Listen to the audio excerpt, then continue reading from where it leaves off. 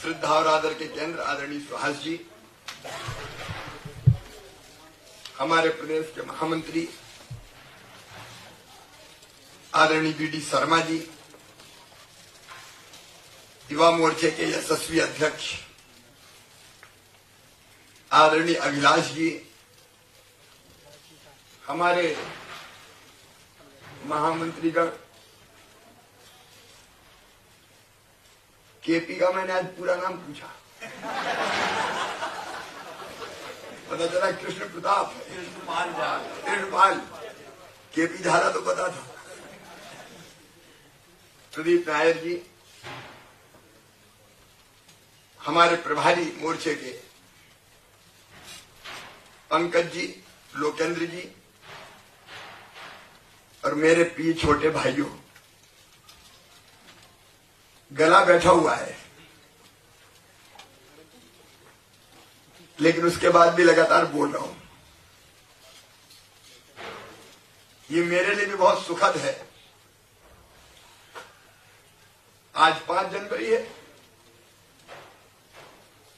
और पार्टी कार्यालय में पहली बैठक जिसमें मैं सम्मिलित हुआ, आज भारतीय जनता युवा मोर्चे की है और आपके बीच आता हूं तो मैं भी ऊर्जा पाता हूं। ऐसे अभी भी हम युवा हैं। चुनाव परिणाम बड़े विचित्र से आए। आप देखिए, 2008 में हमको वोट मिले थे 38%, 38 पॉइंट कुछ, और सीट हमको मिली थी 143, 143। इस बार हमको वोट मिले 41%, 41, और सीट आई हमारी 109। 5 सीट हम पीछे रह गए। सीटों में पीछे रहे लेकिन वोटों में हम आगे निकल गए। जो वोट हमको प्राप्त हुए, 47,000 वोट कांग्रेस से ज्यादा भारतीय जनता पार्टी को प्राप्त हुए। लेकिन कई बार वोटों का गणित बड़ा अलग होता है। 2008 में जो भाजपा विरोधी वोट था वो बट गया था, बिखर गया था। इस बार भाजपा विरोधी जो वोट था वो एकजुट होकर बीजेपी के खिलाफ कांग्रेस को मिल गया। उसका एक उदाहरण, ग्वालियर चंबल संभाग में नंबर 1 पे भाजपा रहती थी अधिकांश सीटों पे, और अधिकांश सीटों पर नंबर 2 पे बसपा रहती थी। कांग्रेस कई जगह तीसरे स्थान पर थी। मुरैना के मित्र शायद यहां होंगे, है क्या मुरैना से? मुरैना में बसपा ही नंबर 2 या नंबर 1 रहती थी। लड़ाई भाजपा बसपा में होती थी। पहली बार है कि मुरैना जिले की सभी सीटें कांग्रेस जीत गई, बसपा तीसरे नंबर पे चली गई। इसका अर्थ यह है कि जो वोट बसपा को जाता था वो बसपा को नहीं गया, वो वोट कांग्रेस को चला गया एकजुट होके। और इसलिए जो हमारे विरोधी वोट थे उनके ध्रुवीकरण के कारण आज हम 2008 से 3% ज्यादा वोट प्राप्त करके भी सीटों पे कम रह गए। अब ये संयोग होते हैं अलग अलग तरह के। 38% वोट प्राप्त करके 2/3, 3/4 बहुमत कई बार प्राप्त कर लेती पार्टियां। वोट अगर बढ़ जाता है तो, और तो मैं आज आपसे ये कह रहा हूं, हम हारे नहीं है। अंक गणित थोड़ा ऐसा हो गया जिसके कारण ऐसे परिणाम आए। निराश तो हम होने वाले है ही नहीं। हम संघर्षों में पले हुए, तूफानों से है प्यार हमें, जय और पराजय में डूबा ये जीवन है स्वीकार हमें। कोई फर्क नहीं पड़ता। ये ऐसी पार्टी के 1984 में 2 सीट लोकसभा की, हम शून्य पर पहुंच गए थे और 89, 91, 96 आते आते शून्य से भाजपा शिखर पर पहुंच गए। ये परिणाम कोई हमें निरुत्साहित नहीं करते। कांग्रेस के लिए भी ज्यादा खुश होने का कारण नहीं है, बहुमत उनका भी नहीं है, सरकार लंगड़ी है और इसी टेंशन में जी रहे हैं कि पता नहीं कब गड़बड़ हो जाए। घर गड़बड़ है आरोप हम पे लगाते और एक भी भक्ति दे देता है तो मुख्यमंत्री कहते एक विभाग और ले ले, मेरे लिए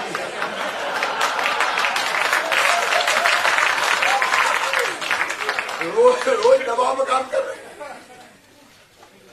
बसपा ने आके दिखाई तो उनका वापिस फटाफट फैसला।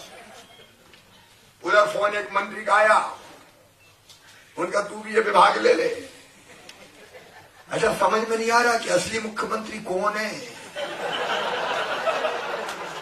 फैसले कौन ले रहा है, किसके कहने पे फैसले किए जा रहे हैं। निर्णय बदलते जाते हैं। ऐसा लगा जैसे आते ही सारे के सारे बदल डालूंगा। एक विज्ञापन आता था ना, क्या सबके सब बदल, फटाफट ये भंग वो भंग, सब बदल देंगे और सब बदल देंगे कहते कहते वंदे मातरम का गान भी बदल देंगे। अब कह रहे हैं, एक मंत्री बोले कि मध्य प्रदेश गान तो शिवराज का गान है। अजीबो गरीब सरकार है। जब वंदे मातरम पे अपने तेवर देखे, कह रहे हम बदल नहीं रहे, हम तो फार्म बदल रहे हैं। अरे वंदे मातरम का कोई फार्म होता है क्या? वंदे मातरम भारत माता की वंदना का गीत है। वो वंदे मातरम जो देशभक्ति का जज्बा पैदा करता है। वंदे मातरम वो गीत है भारत माता के पैरों से स्वतंत्रता की बेड़ियां काटने के लिए इसी मंत्र का उद्घोष करते करते लाखों लोगों ने अपने सीने पर गोलियां खा के अपना बलिदान दे दिया था। वो मंत्र वंदे मातरम कि जिसका उद्घोष करते हुए हंसते हंसते फांसी के फंदों पर क्रांतिकारी झूल गए थे। वो मंत्र वंदे मातरम जिसका उद्घोष करते हुए स्वतंत्र वीर सावरकर जी जैसे अनेकों क्रांतिकारियों ने अपनी जिंदगी अंडमान और निकोबार के जेलों में कोलू और चक्कियां पीसते हुए गुजार दी। लाठी खाई, जेलों में गए, तिरंगे को कभी झुकने नहीं दिया। वो वंदे मातरम को कोई फार्म होता है क्या? एक झटके में कह दिया बंद। जब तेवर देखे गुस्सा उबला, हमने कहा कि हम गाएंगे वंदे मातरम। तो फिर दूसरे दिन आया, एक दिन में 3-3 बैठक हुई, बोले हम बैंड बाजे के साथ जुलूस निकाल के। अब ये भी मजाक है, बैंड बाजा लेके चलेंगे और जुलूस लेके फिर आएंगे, वंदे मातरम गाएंगे। अरे वंदे मातरम की तरह होता है। सम्मान के साथ लोग खड़े होते हैं, भारत माता की वंदना का गीत गाते हैं। लेकिन भाजपा की सरकार ने जो किया सब बदल देंगे। अरे तुमने तो मध्य प्रदेश दिवस तक नहीं मनाया कभी। ये हमसे भाजपा की सरकार जिसने मध्य प्रदेश को नई पहचान हिंदुस्तान और दुनिया में दी, नई पहचान। मध्य प्रदेश दिवस हमने मनाना शुरू किया 1 नवंबर को। कब कांग्रेस ने फिक्र की थी? पूरा मध्य प्रदेश एकजुट हो जाए। अगर प्रदेश को आगे बढ़ाना तो एक जज्बा चाहिए, जुनून चाहिए। और वो जुनून मेरेपन, अपनेपन से पैदा होता है। मेरी भारत माता, मैं जान दे दूंगा। मेरा मध्य प्रदेश, मैं आगे बढ़ाऊंगा, जी जान लगा दूंगा। इसलिए हमने गीत मध्य प्रदेश बनाया। अब वो गान भी कानों में चुभ रहा है। इमरजेंसी में जिनने अपनी जिंदगी के 19 महीने जेलों में काट दिए, परिवार के परिवार तबाह कर दिए गए थे, बर्बाद कर दिए गए थे। काम धंधा, छोटे छोटे कार्यकर्ता,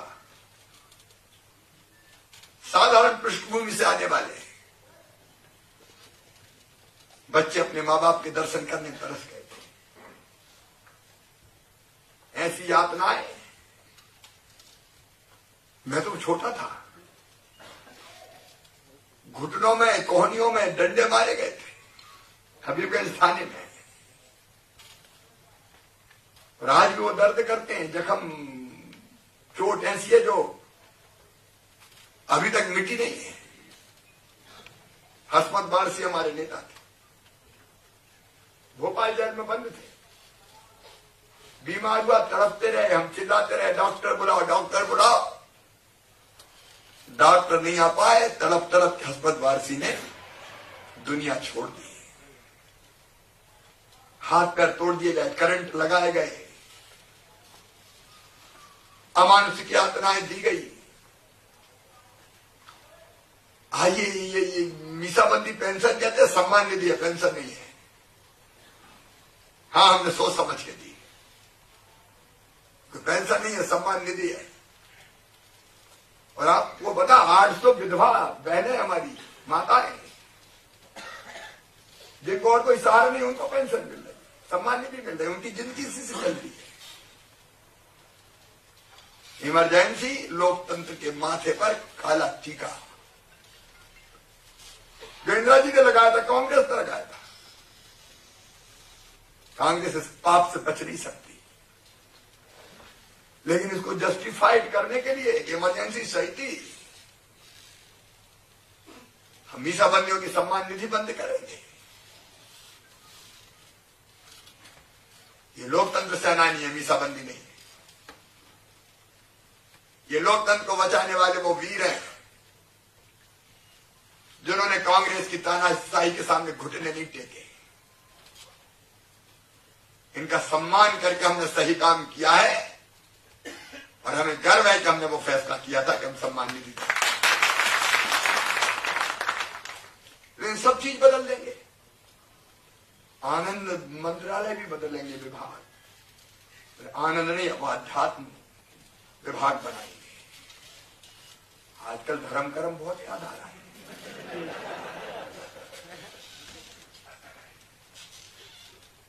अजीब सरकार चल रही है। पहले का इस तारीख तक के किसानों के कर्जे माफ करेंगे, हमने कहा ये नहीं चलेगा, आगे वाले भी करो। तो आज किसी ने पत्रकार ने पूछा, उन्हें आगे वाले के भी कह दिए, वो भी कर देंगे।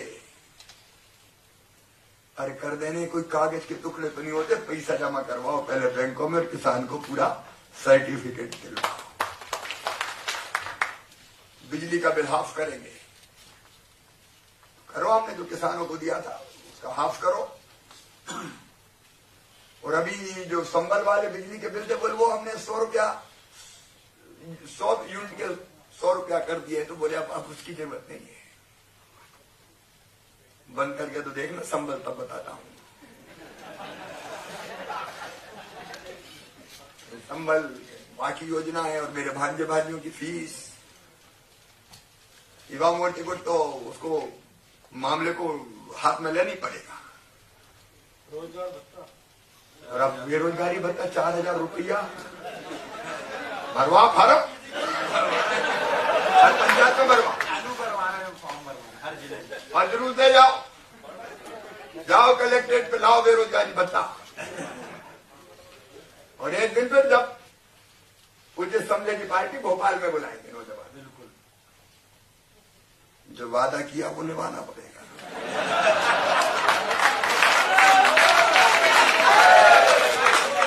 और नहीं तो हम निभाएंगे, और उसके में करूंगे, कोई चिंता की बात नहीं। हाँ, मैंने कहा था कार्यकर्ता थोड़े मायूस थे, कुछ की आंखों में आंसू थे, मैंने कहा हाँ, चिंता क्यों करते हो, टाइगर अभी जिंदा है। और उसका मतलब साफ है, अगर मेरे कार्यकर्ता की तरफ आंख उठी तो हमसे बुरा कोई नहीं होगा, हम देख लेंगे, हम निपट लेंगे। कुछ तो भी सत्ता के मत में चूर होकर कर लो, ये नहीं होने दिया जाएगा। इसलिए हम सक्रिय रहेंगे, गांव गांव जाएंगे,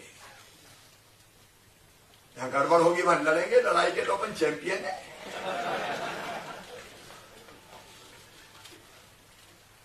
इसलिए चिंता की कोई जरूरत नहीं है, अगले समर की तैयारी करो, हिसाब किताब बराबर करना, मैं ब्याज के ज्यादा दिन थोड़ी है, अप्रैल मई में तो है। अभी हमने वोटों का हिसाब लगाया तो 17 सीटों पे हम आ गए, 29 में से 17 पे लोकसभा की सीटों पे भाजपा इन वोटों के हिसाब से भी आ गए। अब देखो ये भी अंकगणित है, लोकसभा के हिसाब से बहुमत हमारे पास। अगर इन वोटों को 8 विधानसभा की जोड़ी जाए एक लोकसभा के हिसाब से, तो अगर लोकसभा के हिसाब से बहुमत देखते तो इन्हीं वोटों में अपना बहुमत है 17 और 12, लेकिन विधानसभा के हिसाब से वो नहीं बना। हारे वाले थोड़ी है, जरा अंक गणित का गणित गड़बड़ाया है तो 17 तो है ही, इससे पीछे जाने का सवाल ही नहीं है। हमें सीटें देख रहा था, मुरैना, भिंड, ग्वालियर, क्या हम हार सकते हैं? कभी हारे हैं लोकसभा में? थोड़ी सी प्रयासों की जरूरत है। बैतूल हो, खरगोन हो, एक नहीं ऐसी अनेकों सीटें, हम ठीक से रणनीति बनाएंगे तो जीत के आंकड़ों को पिछली बार तक ले जाएंगे, कोई बड़ी बात नहीं है। और फिर नरेंद्र मोदी हमारे नेता हैं, जनता को चुनना पड़ेगा। तो मोदी जी और राहुल जी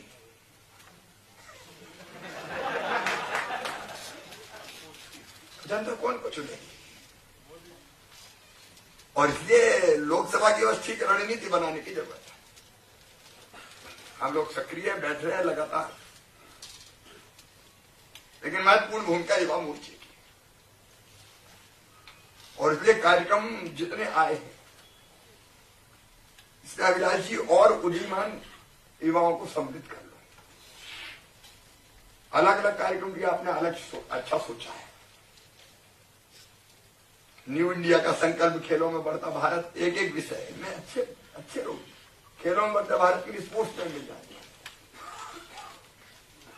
महिलाओं की भागीदारी, मतलब अलग अलग, जो मैं एक एक नहीं बता, लेकिन अलग अलग यूथ बढ़िया, उनको जोड़ के आगे जिम्मेदारी बांट के कि आप करो, याद करो, आप करो, नीचे तक जोड़ दो। कमल कप तो हो गई। ये जितने भी कार्यक्रम चूंकि अभिलाष जी ने विस्तार से बताए, युवा संसद के बारे में विष्णु दत्त जी ने बताया है, इनको ढंग से हम लोग आयोजित करते हैं। तो मुझे कोई संदेह नहीं है कि जो थोड़ी सी कसर रह गई थी, उस कसर को पूरा करके हम शानदार सफलता प्राप्त करेंगे। हम रुकने वालों में से नहीं है, हम झुकने वालों में से नहीं है, हम थकने वालों में से नहीं है। और थके भी क्यों जी? जहां जाते हैं ऐसा प्यार मिलता है। अरे हारने के बाद हीरो बन गए भाई। जनता का जो स्नेह मिलता वो अद्भुत है। मैं कोणार्क गया तो वहां चिल्लाने लगे, मामा मामा मामा। मैंने मध्य प्रदेश वालों का हूं, बोले हमारे भी हो। पुरी आया तो वहां, शिरडी आया तो वहां, त्र्यंबकेश्वर आया तो वहां। अद्भुत प्यार है। माताएं बहनों की आंखों से आंसू झरते हैं। वो मानने को तैयार नहीं कि भारतीय जनता पार्टी हारी। ये पूंजी है, जनता का विश्वास है, हमारे साथ है। इसको लेके आगे बढ़ना है, नई पीढ़ी को और साथ जोड़ते हुए, इन कामों को ठीक से संपन्न करते हुए जो रूपरेखा आपको अध्यक्ष जी ने बताई और स्वाल जी ने मार्गदर्शन किया है, उस पर अमल करते हुए आप आगे बढ़ो जी। सफलता सुनिश्चित है। हार नहीं मानेंगे, रार नहीं ठानेंगे। अटल जी ने कहा था, काल के कपाल पर लिखता मिटाता हूं, गीत नया गाता हूं। हम रोएंगे नहीं, अवसाद में नहीं रहेंगे, गीत नया गाएंगे, आगे बढ़ते जाएंगे, फिर भाजपा को जिताएंगे।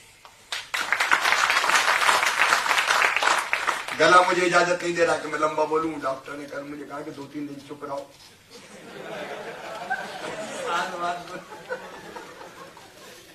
लेकिन सुबह से ही बीएड छोटा है, भर जाता है, इनका दिल बहुत बड़ा है, सबको संभालूंगा, वो बोल नहीं पड़ता है। आप सबको शुभकामनाएं, मेरा खूब स्नेह भी और आशीर्वाद भी। आगे बढ़ते जाओ, नया इतिहास करते जाओ, फिर नया मध्य प्रदेश हमी को बनाना है। ये तो बीच की रुकावट है, ब्रेक है, ब्रेक थोड़ा सा, उसके बाद फिर अपन को जाना है। कोई चिंता की जरूरत नहीं है। इसलिए लोकसभा जीते और फिर नया इतिहास रचे। बहुत बहुत धन्यवाद।